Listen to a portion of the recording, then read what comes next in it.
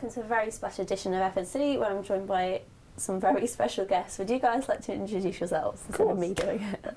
Hello, I'm Alex Marlowe. I'm the LGBT+ officer. I'm Izzy Armston. I'm the events manager for the LGBT+ Association.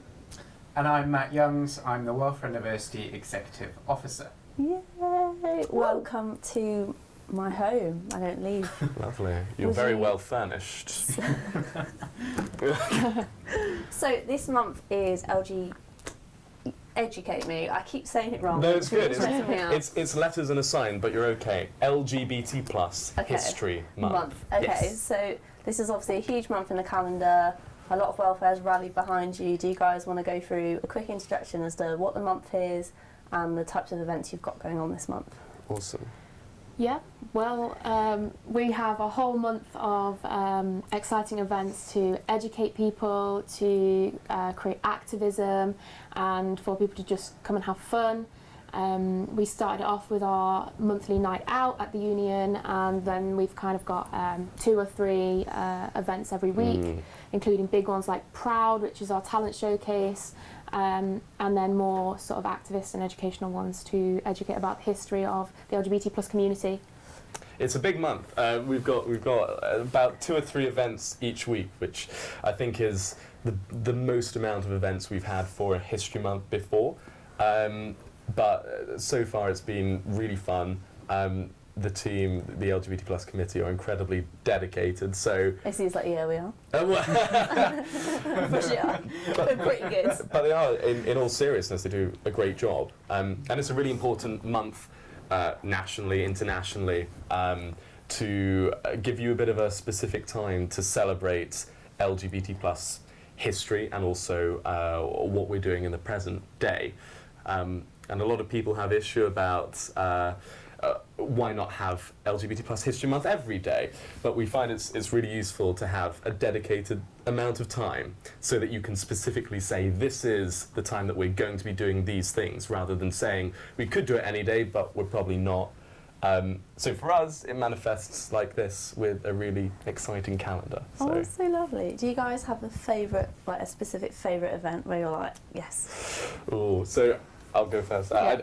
Just because I just love Proud on the 25th of February. So Plug. Anyone wants to audition, send your audition tapes 30 seconds to Alex Marlowe at LSUTV. I mean, she's got it. She's not wrong. So Proud is our talent showcase to basically say we've got a really talented LGBT+ community here. Let's take over room 1. Let's have a couple drag queens host it. So Lady Dioxide and Jemima Fitbitch will be hosting Proud. I've heard they're pretty fit. I don't know like you. I don't know what you mean. Reviews, but I think they're hideous monsters, but you know, they seem to be Somehow kicking they around. keep coming back. They do. They're like a bad rash. So yes, that's probably my favourite event. And as Izzy said, we are on the hunt for talented acts. So anyone that is LGBT+ and talented can perform at the showcase. Nice. I was going to say, aside from Proud, I always love Out. That's our monthly event. But coming up, I think as a committee, we're very excited for Gender Geometry, which is on Wednesday, which is going to be a whole new event that Kaylee and Izzy are hosting, and they're basically exploring the spectrum of gender and educating people, and they're very unwilling to tell people more because they're essentially saying, come on down and we'll tell you what it is. So Fair, I was going to ask you, and you've answered the question. yeah, I was going to touch on the fact that obviously it is History Month, fantastic time to celebrate the wonderful work that the LGBT+ community does here at Loughborough in particular. Drag it's a really interesting, fascinating world, and it's often seen as sort of the gateway for a lot of people that aren't necessarily directly part of the LGBT+ community. Why is it so popular amongst allies as well? That's a really interesting question. Such a good host. Move over, Alana. But it's genuinely a very interesting question. I think drag has a universal appeal because people tend to be funny. They tend to sing or lip sync. It's incredibly popular now. We've got things like RuPaul's Drag Race, I was which are about to pick phenomenal. up that. Big Exactly. fan of RuPaul. Yeah, so I think if you're a fan of it, you enjoy the fact that people can completely transform themselves. It's that mix of artistry and performance. So in that way, I think it's that bit of gateway because it appeals to every human being universally. If you like being entertained, if you like laughing, then drag's probably your gig. If you don't like laughing, then it's probably not. So I love it. We often say for the adverts for it that we're all born naked, the rest is just drag, which is, you know, we dress up every day, and this gives people a chance to experiment with the way that they dress and the way they express themselves and kind of break the stereotypical gender binary, and I love that. this is drag. What you're wearing is drag. These purple matching jumpers are drag. Well, you're just rubbing it in. I didn't know if I Your non-matching jumper is still drag, dear. Hashtag action. No, but I think it's. I don't know. Talk about RuPaul. I just love it. I wasn't a fan till I moved in with my housemate, and he was like, "Alana, we have to watch RuPaul's Drag Race," and it's just. I get so invested. The drama, the wigs. I'm like, I'm all here for it. Yeah, it's fun. You should definitely try it because there's nothing more interesting than changing the way your face looks, So putting on a wig. Can girls do drag? Is that? Of course. Yeah. Of course. Drag kings, Beyond the Binary. But also just dressing up as a hyper feminized, Like drag bio queen. queen. Yeah, bio queen, as he said. That's a term for biological women, females who want to dress in drag. You know, it's art. It's poking fun at a lot of things. So. Of course, anyone can do it if you can do makeup, basically. It's also really interesting talking to people that do drag as to what is the threshold between them just dressing up and then becoming drag. Like I've spoken to you about it in the past, where it's often the symbolic thing is the wig. And the minute that wig goes on, Alex goes from being Alex to Lady Darkside. Yeah. Is that quite a common thing for all people that do drag? I think there's a bit of a, as you say, that period where you maybe put something really important on, like a wig, or you've got the eyebrows down, and then all of a sudden the character comes. Because for me at least, and it's not the same for everybody, but for me, drag is just theatre. So drama is a big interest of mine. So drag I see as that chance where characters are normally limited to being on the stage. If you're in drag, dressing up however you want to, you're using the entire world as your stage, and you can be this character out and about, which is fascinating. But it's just one part of our LGBT plus community and the rich history that we have. So this is why something like a LGBT plus History Month is really good for showcasing everything that happens amongst the community. Drag is one part. A really fun, really important part for sure.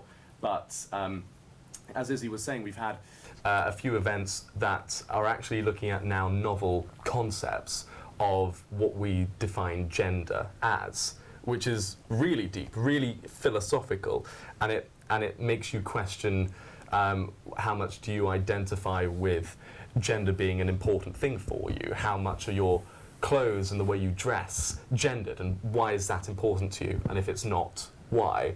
And that's another really important aspect of the community and of this History Month, that we've got some really, really cool explorations going on. So I did go to the LGBT plus lampshade. yes, you did. And I got to make a.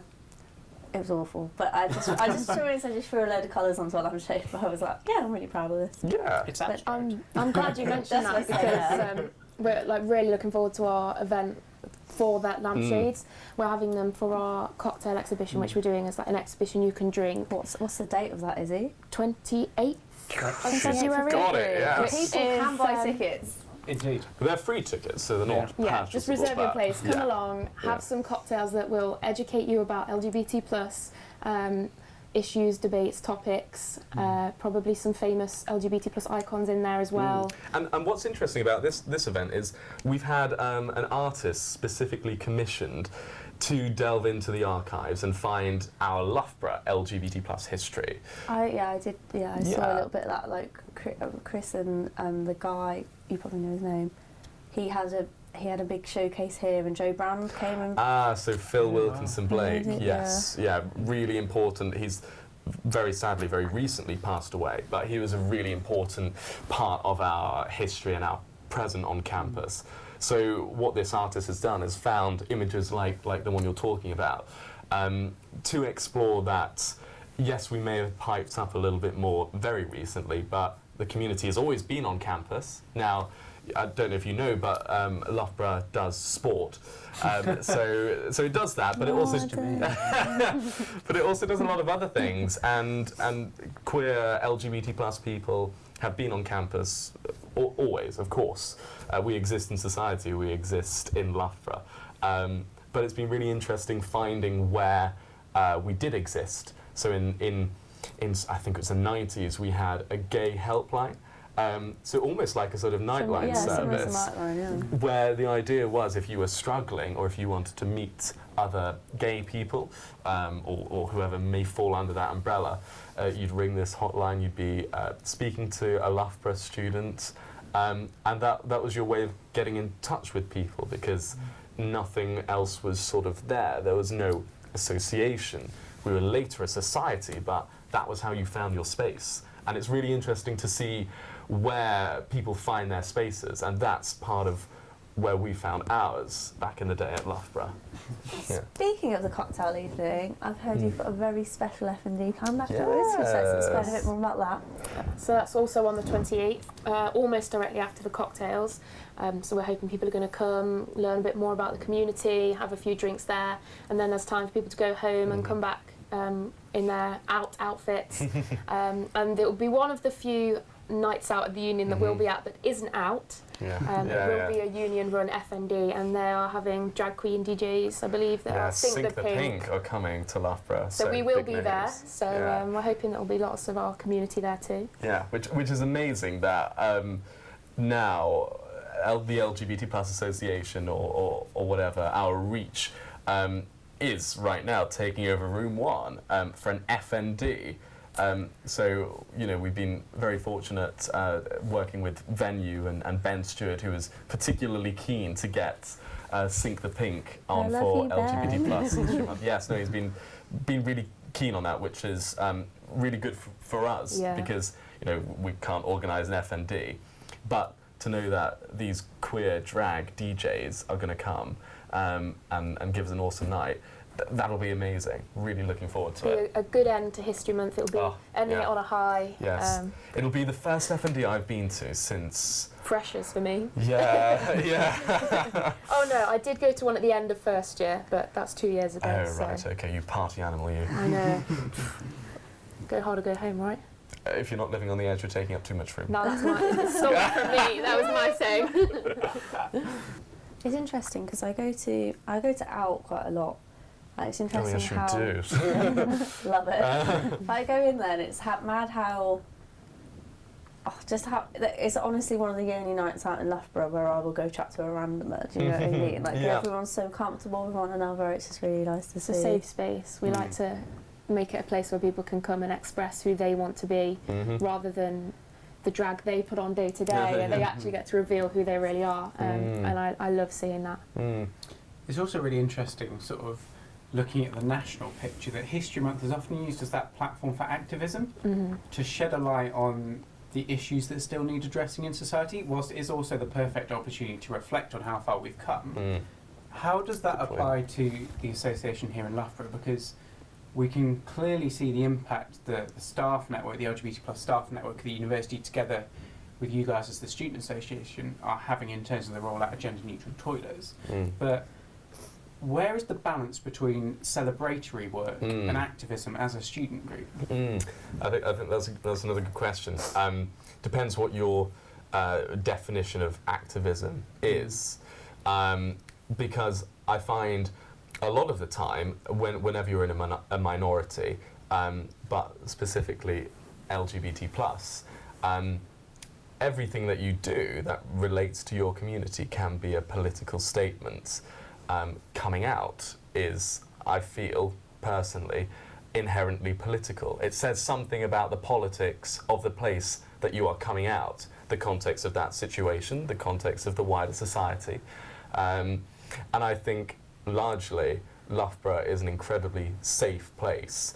I feel very accepted. A lot of our LGBT plus people do. And so just the simple expression of yourself, of your freedom, and the creation of spaces, creating events and going to events, that political line that you can take with it is activism. Now, in terms of, I suppose, the active part of that term, active change and stuff like that, that happens, I think, through slightly more official levels, because that's a level that we've got in this current political climate and Loughborough's political climate that we've got to now. We have a trans and non-binary task and finish group that myself, you and Kaylee and high-level university staff sit on to make those changes, like the gender-neutral toilets. And me, Kaylee, and Izzy Bickerstaff, who also sits on that, we're students. And what we're not doing there is we're not nailing a sign up on the Hazelrig building saying you need to change this or you need to implement this.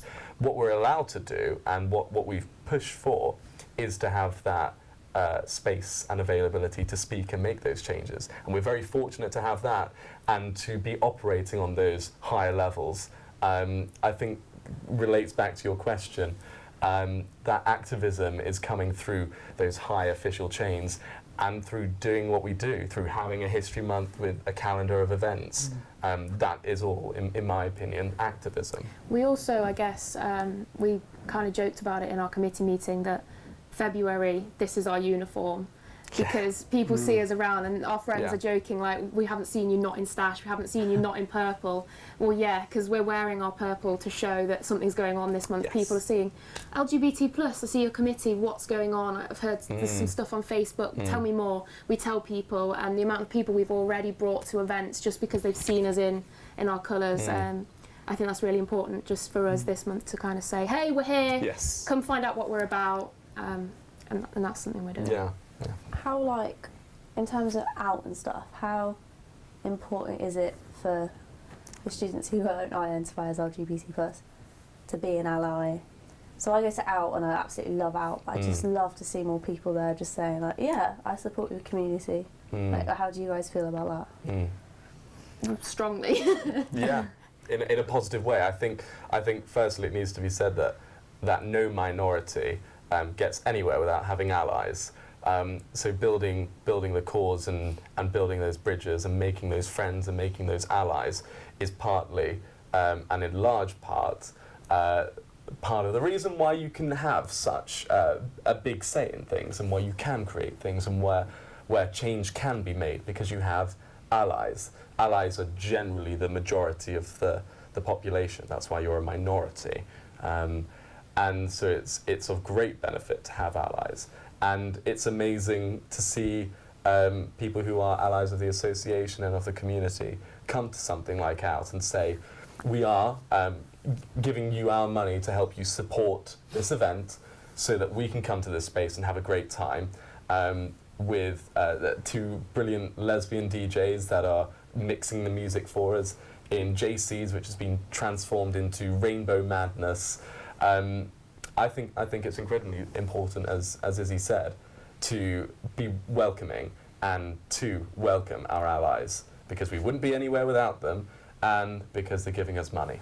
I don't think a lot of people realise that they fall under the plus of our association, LGBT plus. That's a good point. The extended acronym, there is an A in there for ally. So if you're supporting the community and actively saying, I support you, I'm giving you my money to support your association, to support people in your community, they are a part of our community without realising that they are. And from an executive officer perspective, it's just so refreshing to see an event like OUT being successful. It is the epitome of student empowerment. The fact that 2 years ago now, the then LGBT plus officer recognised along with the committee that there wasn't this space for an LGBT plus bar anywhere in Loughborough. And rather than going, well, that's just how it is, they went, no, we can actually make an impact here. And 2 years down the line, it's now an entirely financially self-sustainable event. It's attracting such a huge range of individuals, not just part of the LGBT plus community, but also allies. Yes. It's becoming renowned for a night where you just have an awful lot of fun. Yeah. And this has all come from an idea of a group of students. And they've turned that idea into a reality. Yeah. And they are now absolutely reaping their rewards for it. So many people. Like, when's the next out? And we'll tell them, it's I just once a love the month. music. Like, it's definitely got the best music. We're getting the biggest numbers this year. We are smashing our records. We're doing it once where we're getting the biggest number we've ever had. Then we're getting it where we're sort of saying this time last year this was our lowest numbers, and we've now got our second highest of the year. It'd be so lovely to just see so like so much support there, where it gets to the point where you're like, I can't have this in JCs anymore. We Oh, need to meet. Let's have an don't. infusion. Oh, don't. I'm almost kind of Imagine an out dreading that. infusion. Oh, With don't. all the rainbow lights. I don't know. So I don't know if it will be this year, because I kind of feel attached to JCs. It's quite a safe space. It does, and it kind of feels like that ground level thing where it's, as you're saying, that student empowerment, and so we're taking over the small bar, and yeah, perhaps if that demand does increase and the popularity does increase, which I'm sure it will do, as this year has shown, then we may very well have to consider moving it to a larger venue. So, I mean, Room 1, watch out. They'll have drag queens parading the stage, everyone in drag in the club. I'm living for that day. Wigs flying. Cher comes from Vegas. She's on stage. Izzy met her love at Out, I which did. is, there's an Out love story. Yes, my girlfriend and I met God. out almost a year ago. Yeah, it was March last year, and it was Undrunk. She requested at Undrunk, and we were the only two that knew it, so we sang it to each other across the dance floor. I'm actually gonna cry. And the rest was LGBT plus History Month. I actually love that LSU section love. It's so cute. It's true. I'm going to go back to the serious stuff. Not the serious stuff, but it's It's not serious. No, absolutely not. It's an interesting talking point, which is the terminology around the LGBT plus community, which to a lot of people that aren't as directly involved in it, it can be quite perhaps intimidating is the wrong word, but it's quite a plethora of different words that are used, and as we've already touched upon, the plus covers a huge number of different identities within the spectrum. And as an outsider that comes into it for the first time, I guess the question is, where do you start? In terms of giving you a little bit of a lowdown as to what terms are, so one thing that we say a lot, and Alana was saying this earlier, is when we say, so hi, I'm Alex, I'm a cisgender man, and people are like, what's cisgender? Which is fair, but cisgender, I think it's Latin, but what it really means is you identify with a gender that you were assigned at birth. So the distinction between sex and gender need to be made clear. Sex is biological, male, female, intersex. And then your gender is the societal thing that's generally placed upon you from birth upon noticing what sex you are. Male, let's assign them man as the gender, right? And for me, that worked out as I grew up. I'm like, yeah, I feel like a man. So I'm going to continue with that. But for a lot of people, that's not the case. And for some people, they are transgender, where they do not identify with their assigned gender at birth, and they identify with something else, which needs to be made distinct from something like transsexual, which is a term that's less used nowadays because it places a little bit more importance on having something like gender reassignment surgery. Which is not necessary to identify with something. So there's those terms, and I think they're always good places to start. What is sex? What is gender? What is cisgender? What is transgender? And then there's, again, a plethora of sexualities and also gender identities. But it's once you build on a little bit of knowledge, once you get these basic things right, and then you're like, oh, so non-binary, we have the gender binary. I know what that is. That's man and woman. So if you're non-binary, that means you don't go with that. You don't like man or woman. You're somewhere else. And it's sort of clicking that in. and again, I do this with my mother, where she's really interested to know about what everything is, and she connects the dots as she recognises phrases and terms. But it's not a test. We're not asking you to know all the terms and to know what to call everyone at every single stage. But the nice thing is when someone asks or someone wants to know. Well, I've or been to a few events, and I sat there and I was like, I do not want to get this wrong. You just want to be as accepting, and you want someone to feel comfortable. That's It's the thing with pronouns, isn't it? We often walk around with stickers. Hello, my pronouns are she, her, he, him, they, them. Sometimes people use multiple ones, she, they. And we wear those because we want to educate people that not everyone is he or she. Some people will prefer gender neutral ones, or and if you automatically accidentally use the wrong ones, we often say don't make a big thing of it, just kind of apologise and carry on. They're normally, if you're trying to make an effort and you're not deliberately mislabeling them when you know better, then they're going to forgive you. They know you're trying. Yeah, exactly. We're not militant, and certainly here we're not going to slap you around the face if you get something wrong. At least not all the time. So that's all from us this week. Be sure to check out the LGBT plus events on Facebook. Be sure to go to their events. I think Izzy's plugged them quite enough. And I just want to say I've not plugged all of them. Plugged them all. Thanks to my guests for joining us. Do you guys want to say goodbye? Thank you for having us. Thank you, Alana. Yeah, thank you for having us, Alana. Keep up the fantastic work with Friday Night Chat. Oh, you love you.